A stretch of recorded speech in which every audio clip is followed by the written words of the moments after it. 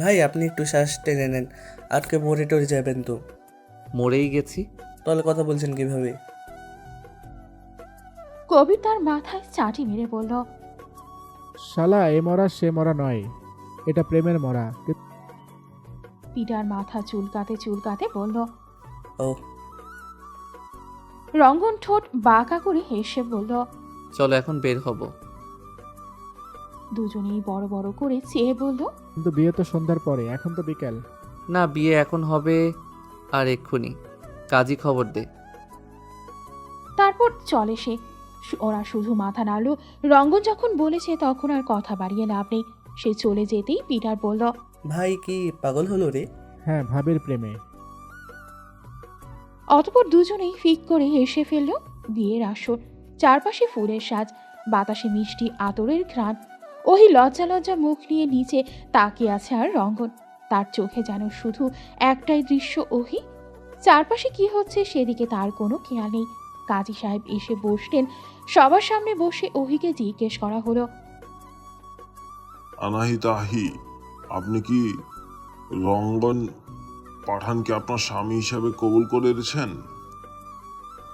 ওহি ধীরে চোখ ধরে রঙ্গনের চোখে চোখ রাখে একবার, তারপর দৃষ্টি নামায়।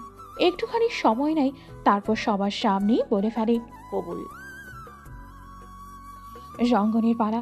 ঠোঁটের কোণে হাসি, চোখে খুশির আভা, জিভ দিয়ে ঠোঁট ভিজিয়ে বলে ওঠে, আমি রঙ্গন পাঠান এই এক জীবনের সবটা ওহির নামে লিখে দিচ্ছি।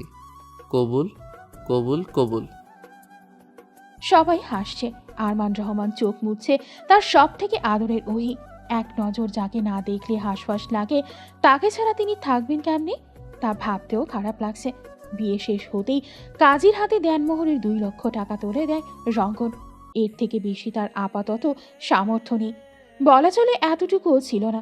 রঙ্গন চোখ বন্ধ করে সেদিনের কথাগুলো মনে করে। দানমোহরের টাকা পরিশোধ না করে স্ত্রীর কাছে যাওয়া অনুচিত, এটা জানার পর রঙ্গন তার শখের বাইকটা বিক্রি করতে গিয়েছিল। যেহেতু তার 2 মাসের চাকরি, এখনই এত টাকা জোগাড় করা সম্ভব নয়, তাই কাজটা করতে সে বাধ্য হয়। সেখানেই দেখা হয়ে যায় আরমান রহমানের সাথে। তিনি কিছুতেই বাইক বিক্রি করতে দিতে রাজি হন না, আর কেনই বা সে বিক্রি করতে চাচ্ছে তা জানার জন্য জোরাজোরি করেন। রঙ্গন সত্যি বলে দেয়। তিনিই তখন তার থেকে 2 লক্ষ টাকা ধার নেওয়ার অফার দেন। সে তখন অবাক হয়ে বলে, আমি এই টাকা নিতে পারি না। আপনি ওহির বাবা, আপনি কেন মেয়ের দেনমোহরের টাকা ধার দিবেন? আরমান রহমান মুচকি হেসে বলে, আমি ছোট থেকেই তোমাকে ছেলের মতো দেখি। তুমি বলেই হয়তো আমি ওহির সঙ্গে মেনে নিয়েছি। অন্য কেউ হলে হয়তো আমি বাস্তবতা দেখাতাম। আমি আমার ছেলেকে ধার দিচ্ছি, সে একদিন পরিশোধ করে দিবে, আমার বিশ্বাস আছে। রঙ্গনের চোখ ছলছল করে ওঠে। আজকে আর ইমোশন ধরে রাখতে পারে না। আরমান রহমানকে শক্ত করে জড়িয়ে ধরে। প্রথমে ভদ্রলোক একটু থতমত খেয়ে গেলে ও পরে তিনিও শক্ত করে আঁকড়ে ধরে। বাস্তবে ও একপাশে দাঁড়িয়ে ওহির কানে কানে ফিস ফিস করে বলল, যাক, সব মিটমাট হয়ে গেল। এখন শুধু তোমার ঘাটতেলা পরে নিয়ন্ত্রণ করা শিখতে হবে। শোনো, কোনো টেনশন নিবা না। কিছু হলেই আমাকে বলবে, আমি দেখে নিব। ওহি চোখ রাঙালো, ইচড়ে পাকা একটা, তারপর বলল, কয়টা বিয়ে করেছিস শুনি? ওরও দাঁত কেড়িয়ে বলল, করিনি, কিন্তু করবো তো। তোমার জামাইয়ের একটা ভাই থাকলে ভালো হতো। ওহিও ঠোঁট চেপে হেসে বলল, কেন আছে তো? কি? কে? কেন পিটার দ্য চিটার? ওরও ঠোঁট ফরিয়ে ডেকে উঠল। আপুই। ওহি মুখ চেপে ধরে হাসতে গিয়ে জোরে হেসে ফেলল। তারপর ঘোমটার নিচ দিয়ে লুকিয়ে চুপিয়ে দেখলে কেউ শুনেছে কিনা, কিন্তু না, কেউ শোনেনি। মিঠাই বিড়ি করতে ব্যস্ত সবাই। যাক, হাফ ছেড়ে বাঁচত। স্বস্তির নিঃশ্বাস ফেললেও সঙ্গে সঙ্গে তার 2টো হাত কেউ আঁকড়ে ধরল। বিয়ের পরের প্রথম ছোঁয়া ওহি লজ্জা মিইয়ে গিয়ে গুটি গুটি হয়ে বসে রইল। বুকের মধ্যে ধক ধক শব্দ হচ্ছে। তাকে এভাবে মিইয়ে যেতে দেখে রঙ্গন হাত ছেড়ে দিল। মানুষের মাঝে আর লজ্জা দিতে চাইল না, কিন্তু তাকে অবাক করে দিয়ে এবার শাড়ি আঁচলের নিচ দিয়ে রঙ্গনের হাত ধরে মৃদু স্বরে বলল, ধরে রাখুন, সমস্যা নেই। রঙ্গন চমৎকার হাসল। ওহি আরও একবার তার হাসির প্রেমে পড়ল। চোখ সরিয়ে নিচে তাকালো। রঙ্গন আরেকটু এগিয়ে এসে গা ঘেঁষে বসল। তারপর ফিস ফিস করে গেয়ে উঠল।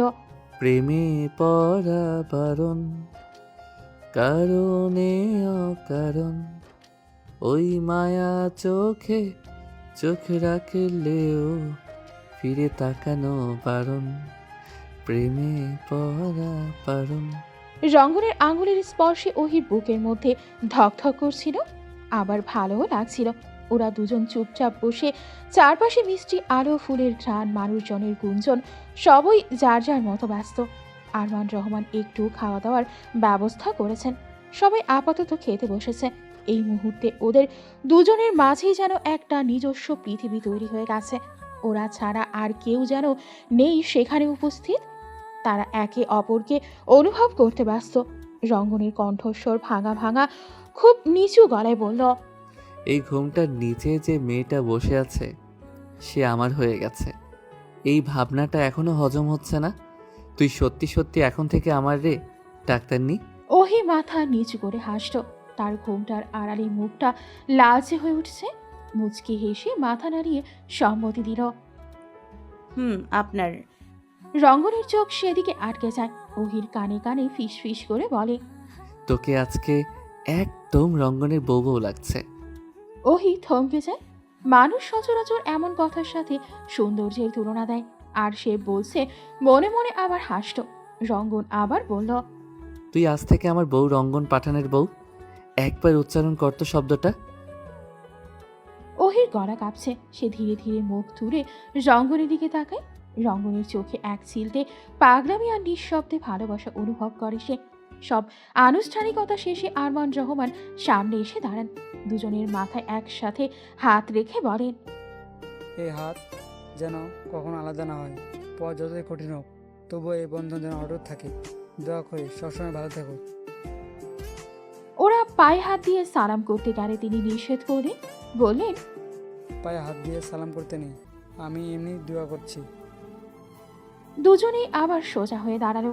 ভদ্রলোক রঙ্গনের দিকে কিছু শোনার আশায় তাকালেন। সে বোধহয় বুঝে ফেলল। বলল, আমি একটা নিরাপদ বাসস্থানের ব্যবস্থা না করা পর্যন্ত তাকে নিয়ে যাব না। তাকে যেন দুঃখ কষ্ট ছুঁতে না পারে সেই খেয়াল আমি সব সময় রাখব। তবে আমার একটু সময় প্রয়োজন। ততদিন আমার বউটাকে আপনার বাড়িতে রাখবেন? আরমান রহমান মুচকি হাসলেন। রঙ্গনের মাথায় হাত বুড়িয়ে চোখ মুছতে মুছতে দূরে গিয়ে দাঁড়ালেন। আর অনামিকা কতক্ষণ রাগ করে আর থাকবে? দূরে দাঁড়িয়ে চোখ মুছছিলেন। এবার তিনি ধীরে এসে ওহিকে জড়িয়ে ধরেন। খুব জোরে না, কিন্তু গভীরভাবে। গালে একটা চুমু দিয়ে বললেন, ভালো থাকিস, কখনো দুঃখ তোকে ছুতে না পাক। ওহির চোখ চিকচিক করে ওঠে। মায়ের আশীর্বাদের জন্যই মনটা ব্যাকুল হয়েছিল এতক্ষণ।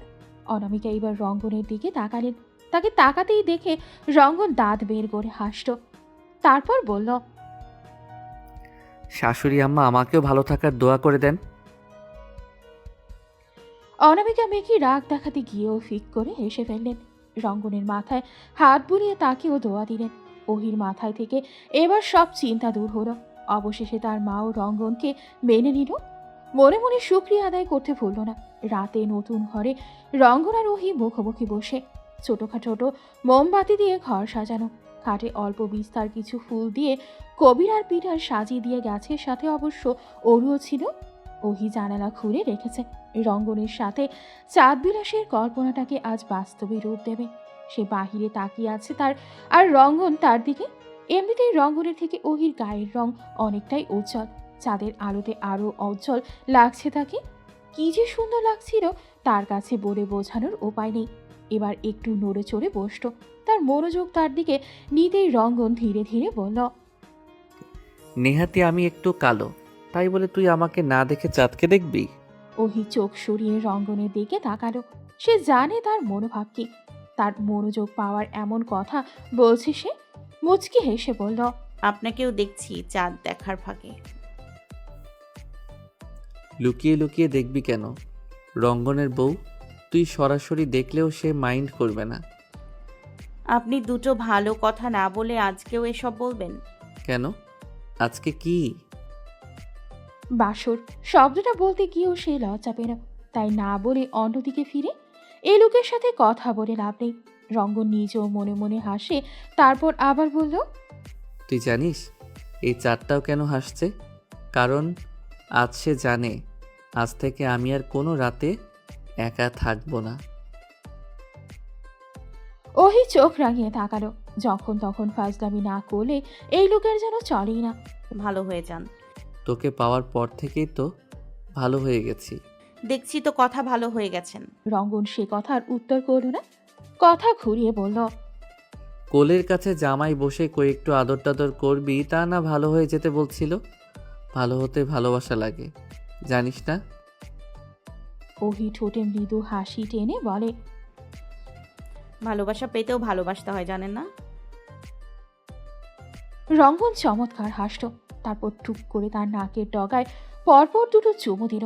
ওহি লজ্জায় লাল হয়ে আটিসাটি হয়ে বসল, হাতটা বাড়িয়ে গা ছুঁয়ে বলল, ভালোবাসা পেতে কতটা ভালোবাসতে হয় শুনি। ওহি নিচুর দিকে তাকিয়েছিল, লাজুকতা বজায় রেখেই বলল, সীমাহীন। রঙ্গন গভীর চোখে তাকায়। এই মেয়েটাকে সে বহু আগে থেকে ভালোবাসে, কেন বাসে জানা নেই। তাকে ভালোবাসার ডেফিনেশনও দিতে পারেনি কোনোদিন, শুধু জানে ভালোবাসে। তাকদীর যে তাকে এভাবে তার কাছে নিয়ে আসবে কল্পনাও ছিল না কোনোদিন। গাল থেকে হাত সরিয়ে হাত পিঠে রেখে শক্ত করে জড়িয়ে ধরল। ওহিও এবার লজ্জা ফেলে তাকে আঁকড়ে ধরল। রঙ্গন তার কাঁধে থুতনি রেখে কানের সাথে ঠোঁট লাগিয়ে ফিস ফিস করে বলল, আমার কাছে ভালোবাসা শব্দের অর্থই হচ্ছে তুই, অনাহিতা ওহি। তার সাথে প্রতিটা রিলেটেড জিনিসই আমাকে মুগ্ধ করে, বারবার তাকে আটকে যাওয়ার জন্য টানে। আমি যখনই তোকে দেখি সেই প্রথমবার প্রেমে পড়ার মতো অনুভূতি পাই। এখনো বলতে হবে কতটা ভালোবাসি? ওহি চোখ বুঝে ফেলে, এত প্রেম কি বইবার মতো শক্তি থাকে কারো ভেতরে? তার হৃদয়ের কান্না আর হাসি তখন একসাথে নেমে আসে, যেমন করে রাত শেষে সূর্য হাসে। তারপর শক্ত করে জড়িয়ে ধরে, একটু রয়ে শোয়ে সময় নিয়ে বলে, আই লাভ ইউ টু। রঙ্গন ঘাড় তুলে ছোট ছোট করে বলল, আমি তো আই লাভ ইউ বলিই নাই। ওহি তার বুকে মুখ লুকায় মিটি মিটি হাসতে হাসতে বলে, বলেছেন, আমি আপনার মন পড়ে নিয়েছি। বিড় বিড় করে বলে। এবার আমাকেও পড়ে নে। রঙ্গন এগিয়ে এসে বসে, দুই হাত দিয়ে ওহির মুখের চারপাশে চুলগুলো সরিয়ে নিয়ে ফিস ফিস করে বলে, তুই জানিস তোকে পাবার তৃষ্ণা আমার সারা জীবনেও মিটবে না। তোকে দেখলেই আমার পাগল পাগল লাগে, আমি আর আমাতে থাকতে পারি না। তোর সব কিছুই আমাকে বারবার মুগ্ধ করে তোর দিকে টাকেন। ওহি উত্তর করে না। রঙ্গন তাকিয়ে রয় ওদের মাঝখানে থাকা বাতাসটুকুও ঘনায়িত হয়ে যায়। তখন কেউ কিছু বলে না, কেউ কিছু শোনেও না, শুধু নীরবতা আর দৃষ্টি আর এক মুঠো ছুঁয়ে যাওয়ার তৃষ্ণা। রঙ্গন মুখ নামিয়ে এনে ওহির কপালে এক চুমু রাখে, তারপর ঠোঁট ছুঁয়ে যায় গালে, তারপর চুলের নাক ডুবিয়ে দেয় যেখানে জুঁই ফুলের গন্ধ এখনো তাজা। ওহি শিউরে ওঠে, একরাশ লাজে নিজেকে শক্ত করে রাখে। রঙ্গন ছেড়ে দিয়ে তার হাত ধরে হার্ট দেখিয়ে বলে, তোর সব কিছুই আমাকে বারবার মুগ্ধ করে তোর দিকে টানে। আমি চাই এই ছাদটুকু তোর আকাশ হোক, আর আমি হই প্রতিদিনের ভোর। প্রতিদিন তোকে নতুন করে ভালোবাসবো, এমন করে যেন কোনো দিন পুরনো না লাগে। আবারও কবুল করে নিস আমার সকল জ্বালাতন। ওহি দু চোখ বন্ধ করে ফিসফিসিয়ে বলে, কবুল। প্রতিদিন, প্রতি রাতে, প্রতিটি শ্বাসে আপনাকে কবুল। ওহি পেছাতে চাইল, তাকে আর সময় দিল না রঙ্গন। দূরত্ব ঘোচালো, দুজনের মাঝে আর দূরত্ব রইল না। আর জানালার পাশে দাঁড়িয়ে সেই চাঁদ সাক্ষী হয় তাদের এক হওয়ার গল্পে 1 বছর পর। রঙ্গন, আপনার জিনিসপত্র আলমারির বাইরে পড়ে আছে কেন? এভাবে কেউ সাজানো ঘর নষ্ট করে? আমি কাল রাতে গুছিয়ে ঘুমিয়েছি, সকাল হওয়ার আগেই এমন অবস্থা হলো কি করে? বিছানায় গা এলিয়ে বসা রঙ্গন হাই তুলে বলল, তোকে একটু রাগাতে ইচ্ছে হলো। রাগলে আমার বউটাকে আরো বেশি সুন্দর লাগে যে। ওহি কপট রাগে বলল, আপনার ভাষাতেই বলি, দিনে দিনে এত শয়তানি শিখছেন কার থেকে বলুন তো? বা আমার শালিকা অরুর থেকে। নিজের অপকর্মের দোষ আরেকজনের ঘাড়ে চাপাবেন না। আপনি কি ওর থেকে কম শয়তানি জানেন? কেউ কারো থেকে কম না। রঙ্গন গড়িয়ে ওহি পাশে এসে বসে, হাতে টেনে নেয়। শোন, আজকে একটি স্পেশাল দিন। জানি, আমাদের 1 বছর পূর্তি। না না, রঙ্গন কান ধরে বলে, আমার 1 বছর ধরে প্রতিদিন প্রেমে পড়ার দিন। আজ 1 বছর ধরে আমি প্রতিদিন তোকে নতুন করে ভালোবেসেছি। ওহির মুখ গম্ভীর, কিন্তু চোখে ঝিকিমিকি হাসি। সকাল সকাল একটু বেশি প্রেম হয়ে যাচ্ছে না? তুই চাইলে কমও দিতে পারি, কিন্তু এক শর্তে। কি শর্ত? সারা জীবনের জন্য আমার প্রেমিকা হতে হবে, আমার প্রেমের সঙ্গী হতে হবে। ওহি হেসে উঠল, কিছু বলল না। রঙ্গন একটু চুপ করে থাকে, তারপর বলে, এই একটা বছর, ভোরবেলা তোর ঘুম ভাঙা চোখ দেখা, রাতে তোকে জড়িয়ে ঘুমিয়ে পড়া, সবটুকু আমার জীবনের সেরা সময় হয়ে আছে, থাকবে।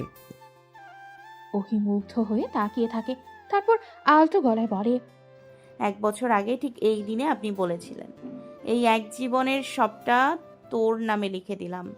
আজ আমিও বলছি, এই এক জীবন শুধু আপনাকে ঘিরে কাটিয়ে দিতে চাই।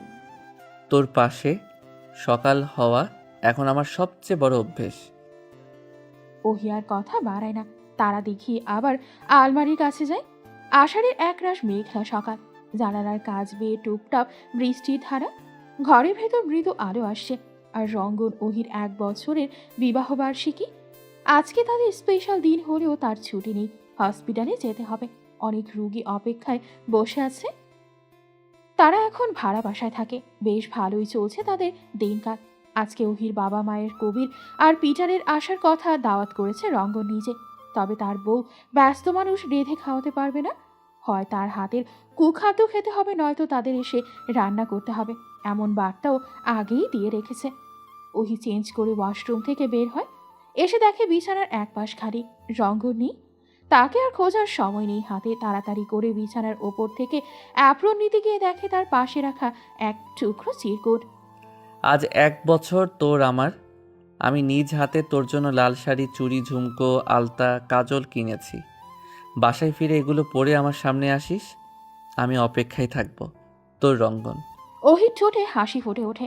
তাড়াহুড়ো করে গিয়ে আলমারি থেকে সেগুলো বের করে, আয়নার সামনে গিয়ে গায়ে গায়ে ধরে দেখে শাড়িটাতে তাকে ভীষণ সুন্দর লাগছে, একদম নতুন বউয়ের মতো। বিয়ের প্রথম দিনের অনুভূতি হলো মনে। তবে সবচেয়ে বেশি নজর কাড়ে তার চোখের ওপর সাজানো ছোট্ট এক মন্ডা বেরি ফুলের মালা, তাজা ঘ্রাণ ভরা। ওহি নাকের কাছে নিয়ে প্রাণ ভরে শ্বাস টানে। এটা থেকে ঘর থেকে এক মুঠো মিষ্টির গন্ধ ভেসে আসছে। তখনই ফোন বেজে ওঠে। ওহি আর দেরি করে না, মালাটা সযত্নে রেখে ঝটপট বেরিয়ে পড়ে। সন্ধ্যার দিকে ওহি বাড়ি ফিরে। অবশেষে সে আজ একটু তাড়াতাড়ি আসতে পেরেছে। সচরাচর সে রঙ্গনকে ঠিকঠাক সময় দিতে পারে না, এমনকি মাঝে মাঝে নাইট ডিউটিও থাকে। তারই মাঝে মাঝে মন খারাপ হয়ে যায়, কিন্তু রঙ্গন সে সুন্দর করে বোঝায় তাকে অসুস্থ ব্যক্তিদের প্রয়োজন, এটা তার দায়িত্ব, একদম অবহেলা করলে চলবে না। ওহি এসে দেখে সদর দরজা খোলা। চুপি চুপি ঘরে ঢুকে দরজা বন্ধ করে দেয়।